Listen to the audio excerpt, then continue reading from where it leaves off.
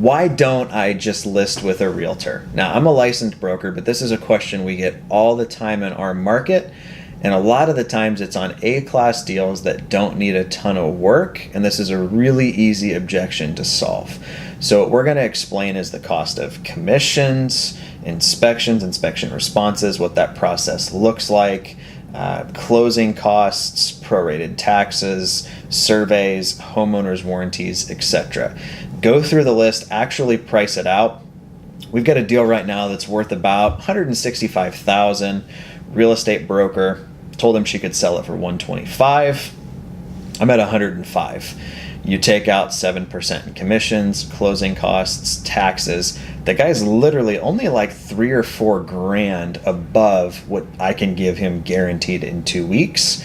That's a much easier sell than, hey, come down $20,000 and pick me. So if you're dealing with nicer assets that don't necessarily need a ton of work, for us, that realtor saying she could get them $125,000 was great.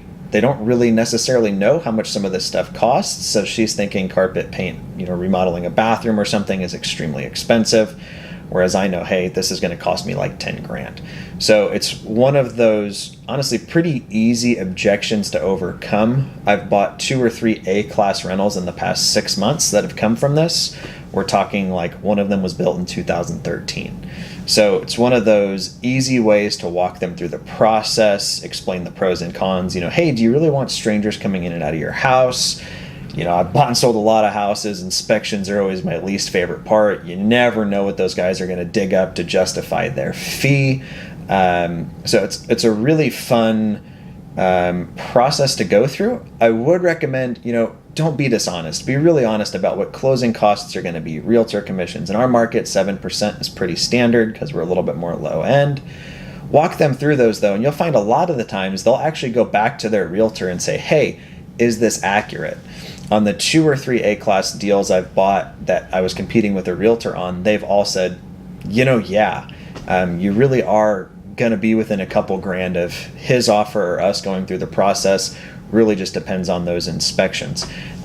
Interestingly enough for us, those realtors actually sold their clients on taking our offer instead, which is awesome.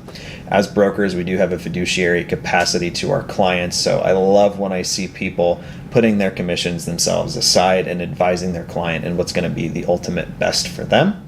Another thing you can get into to kind of help that is what's the typical days on market? Are they going to have to hold it for 30, 60, 90 days, 6 months? What's typical? And then you can add up those taxes, those insurance, those mortgage payments, those utilities, etc., to get that number down even more.